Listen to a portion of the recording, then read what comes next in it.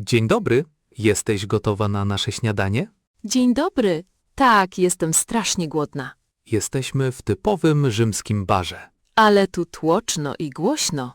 We Włoszech to rano zupełna norma. Popatrz, wszyscy stoją przy ladzie. Tak, taka tutaj panuje tradycja. Nie chcemy usiąść przy stoliku? Możemy, ale wtedy kawa będzie droższa. Serio? Dlaczego tak jest? To opłata serwisowa za obsługę przy stoliku. Okej, w takim razie my też lepiej zostańmy na stojąco. Czego chciałabyś się napić? Chętnie zamówię duże cappuccino. O nie, teraz nie możesz tego zrobić. A to dlaczego? Jest dopiero 11. We Włoszech cappuccino pije się tylko do śniadania. Ale przecież wciąż mamy przedpołudnie. Tak, ale po 11 Włosi piją już tylko espresso. Co za dziwna zasada. Uważają tutaj, że mleko po posiłku źle wpływa na żołądek. Przecież ja jeszcze nic nie jadłam. To nie ma znaczenia. To po prostu kwestia etykiety. Co się stanie, jeśli mimo wszystko zamówię cappuccino? Kelner dziwnie na ciebie spojrzy. Nie obchodzi mnie to. Uwielbiam kawę z mlekiem. No to zamawiaj szybko, zanim wybije południe. Dobra, a co się tutaj do tego je? Musisz spróbować cornetto. To coś w rodzaju croissanta? Dokładnie, ale często jest wypełnione kremem albo dżemem. Brzmi pysznie i słodko. To idealne śniadanie na dzień w Rzymie. Wezmę cornetto z kremem waniliowym. Świetny wybór. Ja wezmę z czekoladą. I ty naprawdę pijesz tylko małe espresso? Tak, krótkie, mocne espresso. Ja bym się tym nie dobudziła. Uwierz mi, włoska kawa ma kopa. Zostaję przy moim cappuccino. Tradycja tradycją. Jesteś po prostu prawdziwą turystką. Dokładnie. I zamierzam cieszyć się urlopem. W takim razie zapłacimy teraz przy kasie. Nie płaci się tutaj u kelnera? Nie, najpierw płacisz w kasie i dostajesz paragon. I z tym paragonem idę do lady? Zgadza się, tak to działa we włoskim barze. Znowu nauczyłam się czegoś nowego. Włochy mają mnóstwo takich małych zasad na co dzień. Ale kawa pachnie fantastycznie. To prawda, ten zapach unosi się w całym mieście. Już nie mogę się doczekać mojego pierwszego rzymskiego śniadania. Don't forget to use our website langfad.xyz, where you can get essential words and phrases, an Anki deck, and a PDF file based on this lesson. The link is in the video description. Dzień dobry. Chciałabym wypożyczyć rower. Dzień dobry. To znakomity pomysł na zwiedzanie naszego miasta. Słyszałam, że Utrecht to raj dla rowerzystów. Tak, mamy tutaj więcej rowerów niż samochodów. Jaki rower może mi pan polecić? Ten żółty tutaj jest bardzo stabilny i wygodny. Wygląda dobrze. Ile kosztuje wynajem na dobę? Kosztuje 15 euro za 24 godziny. To uczciwa cena. O czym muszę pamiętać? Bardzo ważne są zapięcia. Widzę 2 różne zapięcia przy rowerze. Dokładnie, musisz zawsze używać obu. Dlaczego potrzebuję 2 zapięć? Niestety, rowery są tutaj często kradzione. O, nie wiedziałam. Jak one działają?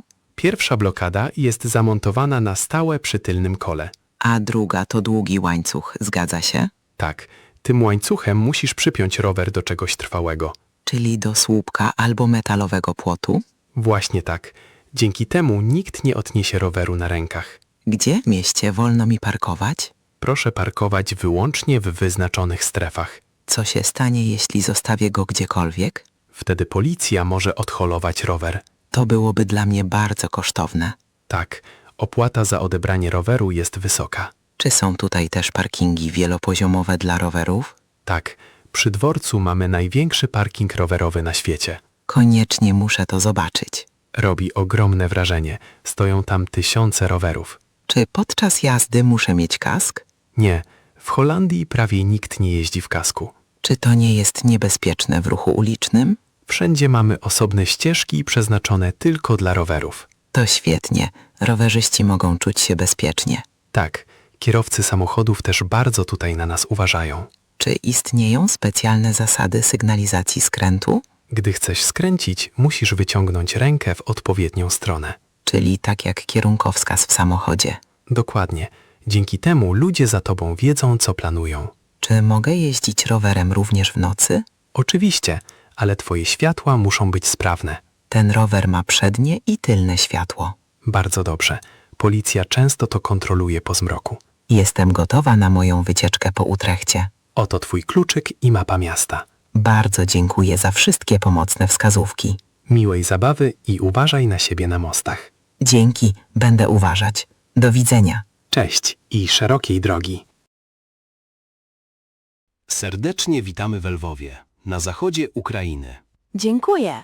To miasto wygląda tak wiekowo i przepięknie. Chciałbym Ci teraz pokazać pewne wyjątkowe miejsce. Gdzie idziemy? Stoimy przed zwyczajną kamienicą. Zejdziemy teraz głęboko pod ziemię. To jakaś piwnica czy muzeum? To słynna lwowska kopalnia kawy. Kopalnia?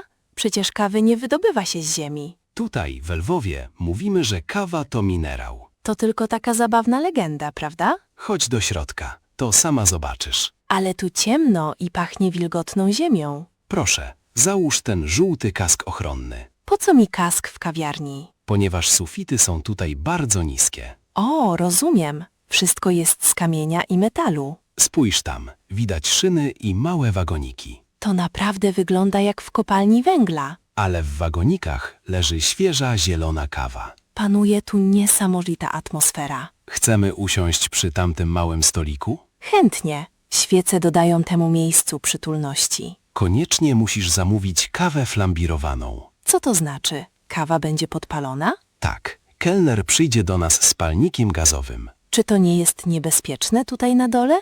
Nie, to profesjonaliści. Cukier na kawie się skarmelizuje. Brzmi jak prawdziwy spektakl. To specjalność zakładu. Nigdy jeszcze nie widziałam, żeby kawa płonęła. Płomień jest niebieski i bardzo gorący. A jak potem smakuje taka kawa? Jest słodka, mocna i czuć w niej nutkę ognia. Jestem bardzo ciekawa tego doświadczenia. Wiesz, Lwów ma bardzo długą tradycję kawową. Czy to nie człowiek z tego miasta otworzył pierwszą kawiarnię w Wiedniu? Tak, dokładnie. Nazywał się Jerzy Franciszek Kulczycki. Dlatego kawa jest tutaj tak ważna dla kultury. Zgadza się. Tutaj zawsze spotykamy się na kawę. Ludzie wydają się tu bardzo wyluzowani i przyjaźni. Nazywamy to lwowską Gemütlichkeit, przytulnością. O, kelner idzie do nas z ogniem. Uważaj, zaraz przy stoliku zrobi się jasno. Niesamowite. Wygląda to obłędnie. Teraz możesz już delektować się swoją kawą. Jest wyśmienita. Wielkie dzięki za tę polecajkę. Jutro pokażę Ci jeszcze manufakturę czekolady. O tak, kawa i czekolada to moje ulubione rzeczy. Lwów to idealne miejsce dla smakoszy. Najchętniej zostałabym tutaj na zawsze. Dzień dobry. Chciałbym kupić bilet do Berlina. Dzień dobry. Chce pan jechać dzisiaj czy w innym terminie? Chciałbym pojechać jutro rano. Rozumiem. Jest bezpośredni pociąg z Wrocławia do Berlina. Brzmi dobrze. Jak długo trwa podróż? Podróż trwa około 4 godzin. To bardzo szybko. O której odjeżdża pierwszy poranny pociąg? Pierwszy pociąg odjeżdża o 6 rano. To dla mnie trochę za wcześnie. Jest jakiś późniejszy? Tak, następny pociąg odjeżdża o 9. 9 jest idealna. Czy pociąg przyjeżdża do Berlina punktualnie? Zazwyczaj ten pociąg jest bardzo punktualny. Ile kosztuje bilet dla jednej osoby? Bilet w drugiej klasie kosztuje 40 euro. Czy w pociągu są gniazdka, żeby podłączyć laptopa? Tak, każde miejsce ma własne gniazdko. To bardzo praktyczne, bo muszę popracować w trasie. Czy chciałby pan również zarezerwować miejsce siedzące? Tak, poproszę. Chciałbym usiąść przy oknie. Już sprawdzam w systemie. Czy w pociągu jest też Wi-Fi? Tak, dla wszystkich pasażerów dostępne jest bezpłatne Wi-Fi. Świetnie. A czy jest wagon restauracyjny, żeby kupić kawę? Tak, w pociągu jest łars z napojami i przekąskami. Czy mogę zapłacić za bilet kartą kredytową? Oczywiście, nie ma z tym żadnego problemu. Czy w Berlinie muszę wysiąść na dworcu głównym? Tak, pociąg zatrzymuje się bezpośrednio na Berlin Hauptbahnhof. Z którego peronu odjeżdża pociąg we Wrocławiu? Pociąg odjeżdża jutro z peronu 3. Czy muszę wpisywać nazwisko na bilecie? Nie, przy tym typie biletu nie jest to konieczne. Dobrze, w takim razie biorę bilet na 9. Oto pana bilet oraz rezerwacja miejsca. Bardzo dziękuję za pomoc. Cała przyjemność po mojej stronie. Życzę udanej podróży do Berlina. Dziękuję pięknie. Do widzenia. Do widzenia i miłego dnia. Cześć. Jestem dzisiaj pierwszy raz w saunie. Cześć. Nie martw się. Wszystko ci wyjaśnię. To miło z twojej strony. Czy tam w środku jest bardzo gorąco? Tak, w tej saunie jest prawie 90 stopni. Ojej, to naprawdę potężny upał. To prawda, ale jest to bardzo zdrowe dla organizmu. Czy mogę zostać w saunie w ubraniu? Nie, w saunie fińskiej nie nosi się ubrań. Zupełnie nic? Nawet stroju kąpiełowego? Nie, używa się tylko dużego ręcznika, na którym się siada. Dlaczego muszę siedzieć na ręczniku? Żeby pot nie spływał bezpośrednio na drewno. Rozumiem. To ze względów higienicznych. Dokładnie. Przed wejściem należy się też krótko opłukać pod prysznicem. Powinnam też zmoczyć włosy? To nie ma znaczenia, ale suche włosy są często lepsze. Jak długo mogę zostać w środku? Na początek wystarczy 10 do 15 minut.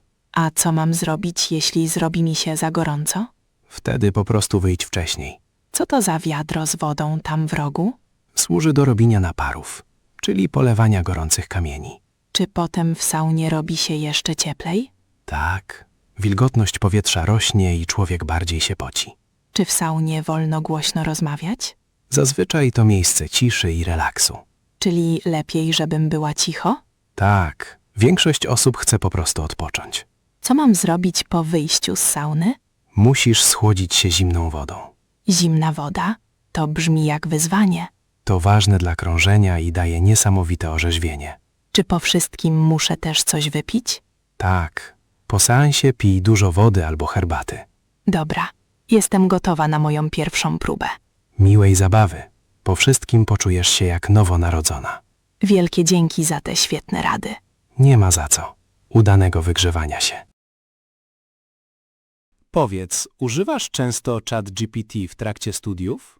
Tak, czasami korzystam z niego, żeby lepiej zrozumieć teksty. Moim zdaniem ten program jest naprawdę imponujący. Jest szybki, ale czasami zdarzają mu się błędy. To fakt. Odpowiedzi zawsze trzeba dokładnie sprawdzać. Myślisz, że sztuczna inteligencja wkrótce zastąpi wszystkich nauczycieli? Nie, szczerze mówiąc nie sądzę. Dlaczego jesteś tego taki pewien? Komputer nie ma uczuć ani empatii. Ane potrafi świetnie objaśniać języki obce. Tak, ale nauczyciel widzi, kiedy uczeń jest smutny. To ważny argument za kontaktem z drugim człowiekiem. Poza tym nauka w grupie daje więcej frajdy. Często używam AI do nauki słówek. Ja też. To działa jak taki prywatny korepetytor. Można o wszystko zapytać o każdej porze dnia i nocy. Tak, nigdy nie śpi i nigdy się nie męczy. Ale nie zastąpi prawdziwej konwersacji. Dlaczego uważasz, że prawdziwe rozmowy są ważniejsze? Bo z ludźmi rozmawia się o samym życiu. Technologia jednak z każdym dniem staje się lepsza i mądrzejsza. Może komputery niedługo nauczą się też rozumieć żarty. Mimo wszystko brakuje im ludzkiego doświadczenia. Boję się, że przez to ludzie staną się leniwi. To spore zagrożenie, jeśli o wszystko będziemy pytać tylko AI. Wciąż trzeba samemu myśleć i się uczyć. Właśnie, AI powinna być tylko narzędziem. Takim kalkulatorem dla języka. To bardzo trafne porównanie. Powinniśmy korzystać z technologii, ale z głową. Dzisiaj wieczorem zapytam go, jak uczyć się efektywniej. Powodzenia, ale zapytaj o to też swojego wykładowcę. Tak zrobię. Dzięki za rozmowę. Nie ma za co. Do zobaczenia na uczelni. Dzień dobry. Przepraszam, że pukam tak późno. O, dzień dobry. Czy mogę w czymś pomóc? Tak, jestem sąsiadem z dołu. Ach, miło mi pana poznać. Właściwie to przyszedłem w sprawie muzyki. Jest dla pana odrobinę za głośna? Tak, niestety gra bardzo głośno. Tak mi przykro. Świętujemy właśnie urodziny. Rozumiem, ale jest już po 11 wieczorem. Ojej, to już ta godzina? Zupełnie straciłam poczucie czasu. Tak, a ja muszę jutro bardzo wcześnie wstać. Ma pan jutro jakieś ważne spotkanie? Tak, mam długą naradę w biurze. To faktycznie będzie męczący dzień. Jeśli się nie wyśpię, będę jutro nie do życia. Doskonale to rozumiem. Czy mogliby państwo odrobinę ściszyć muzykę? Oczywiście, już idę ją ściszyć. To byłoby naprawdę bardzo miłe z pani strony. Może powinniśmy też zamknąć okna? Tak, to też by bardzo pomogło. Naturalnie nie chcemy żadnych kłopotów z sąsiadami. Cieszę się, że to słyszę. Zazwyczaj jest tu bardzo spokojnie. Takie imprezy robimy naprawdę rzadko. Wiem, na co dzień są państwo bardzo cichymi sąsiadami. Dziękuję za wyrozumiałość. Ja dziękuję za ściszenie muzyki. Może chciałby pan wziąć kawałek ciasta ze sobą? To urocze, ale naprawdę chciałbym już pójść spać. Nie ma problemu. Może jutro coś panu podrzucę. Nie trzeba, ale dziękuję. Życzę panu dobrej nocy i powodzenia jutro. Bardzo dziękuję. Dobranoc. Dobranoc. Teraz będziemy już zupełnie cicho. Bardzo mnie to cieszy. Do zobaczenia na klatce schodowej. Do zobaczenia. Cześć. Dzień dobry, ale tutaj fantastycznie pachnie. Dzień dobry, to moje świeże stroopwafle. Co dokładnie znajduje się w tych waflach? To 2 cienkie wafle z karmelem w środku. O, to brzmi bardzo słodko i pysznie. Tak, to tradycyjny przysmak z Holandii. Poproszę jedno opakowanie. Chciałaby pani małą czy dużą paczkę? Wezmę dużą, dla całej rodziny. Proszę bardzo, to będzie 6,50 €. Proszę, oto 10 euro. I 3,50 € reszty dla pani. Dziękuję pięknie. Czy ludzie jedzą je tutaj tak po prostu? Istnieje specjalny trik na to, jak je jeść. Naprawdę? Proszę mi o tym opowiedzieć. Najpierw parzy się filiżankę gorącej herbaty lub kawy. Dobrze, i tak robię to każdego popołudnia. Potem kładzie się wafelek na wierzchu filiżanki. Tak jakby to była przykrywka do kubka? Dokładnie. Dzięki temu napój dłużej pozostaje ciepły. A co się dzieje z waflem? Pod wpływem pary karmel szczapku staje się miękki. To świetny pomysł. Tak, po kilku minutach wafel jest po prostu idealny. Muszę długo czekać? Nie, wystarczą 2 lub 3 minuty. Wtedy pewnie smakuje o wiele lepiej. Tak, to tradycyjny sposób podawania. Czy mogę też podgrzeć te wafle w piekarniku? Można, ale ten sposób na filiżance jest lepszy. Wypróbuję to dzisiaj od razu po powrocie. Proszę mi dać znać przy następnej okazji, jak smakowało. Zrobię to z wielką chęcią. Miłego delektowania się. Dziękuję bardzo. Miłego dnia. Dziękuję, nawzajem. Do widzenia. Spójrz, Anna, wszystkie drzewa są różowe. Niesamowite, wygląda to przepięknie. Witaj w Użhorodzie w czasie kwitnienia sakury. Nie wiedziałam, że jest tutaj aż tyle wiśniowych drzew. Tak, miasto słynie z tego wiosną. Czuję się tutaj niemal jak w bajce. Chcesz, żebyśmy zrobili sobie tutaj zdjęcie? Tak, poproszę, stanę pod tym drzewem. Czekaj chwilę, światło jest tutaj idealne. Zrobiłeś już to zdjęcie? Tak, wyglądasz świetnie na tle tych różowych kwiatów. Pokaż. O tak, to naprawdę ładne ujęcie. Potem możemy zrobić więcej zdjęć na Starówce. Czy tam jest jeszcze więcej tych drzew? Tak, prawie każda ulica ma tutaj swoje sakury. Dlaczego one kwitną właśnie teraz? Jest koniec kwietnia, to najlepszy czas. Mamy szczęście do pogody, prawda? Tak, świeci słońce i jest bardzo ciepło. Widzę tutaj mnóstwo turystów. Wszyscy chcą zobaczyć sakury, zanim przekwitną. Jak długo trwa okres kwitnienia? Zazwyczaj tylko 2 tygodnie. Czyli trafiliśmy w idealny moment. Tak, cieszę się, że tu dzisiaj jesteśmy. Chcemy się teraz trochę przejść? Jasne, możemy przejść się w stronę rzeki. Czy tam też jest tak ładnie? Tak, jest tam bardzo długa aleja. Chcę zobaczyć całe miasto. Mamy na to cały dzień. Potem możemy wstąpić do jakiejś kawiarni. Dobry pomysł. Mają tu bardzo dobrą kawę. Bardzo się cieszę z tej wycieczki. Ja też. Chodź, idziemy dalej. Zrobię tylko szybko filmik dla mamy. Pewnie, na pewno będzie zachwycona. Lukas, wybrałeś już trasę na jutro? Tak, pomyślałem, że przejdziemy się do Morskiego Oka. To słynne jezioro niedaleko Zakopanego, prawda? Dokładnie. To jedno z najpiękniejszych miejsc w Tatrach. Jak długo idzie się tam na piechotę? Potrzebujemy około 2 godzin w jedną stronę. Czy szlak jest stromy, czy raczej płaski? Droga jest w większości asfaltowa i niezbyt trudna, To dobrze, bo nie jestem profesjonalną taterniczką. ale i tak musimy zadbać o nasz sprzęt. Mam ze sobą moje nowe buty trekkingowe. Są wygodne czy trochę uciskają? Trochę już je rozchodziłam w domu. To ważne, inaczej szybko dorobisz się pęcharzy. Spakuję też plastry do plecaka, tak na wszelki wypadek. Bardzo rozsądnie. Masz też kurtkę przeciwdeszczową? Tak, moja kurtka jest lekka i nieprzemakalna. W górach pogoda potrafi zmienić się w mgnieniu oka. Co powinniśmy zabrać do jedzenia? Ja biorę chleb, ser i kilka jabłek. Ja mogę kupić parę batonów proteinowych i orzechy. No i potrzebujemy sporo wody do picia. Wezmę 2 duże butelki. Chcemy pojechać do Parku Narodowego autobusem? Tak, to prostsze niż szukanie miejsca dla auta. Busy odjeżdżają z centrum co 10 minut. O której chcemy jutro wyruszyć? Najlepiej już o 7 rano. Ale to strasznie wcześnie, jak na weekend.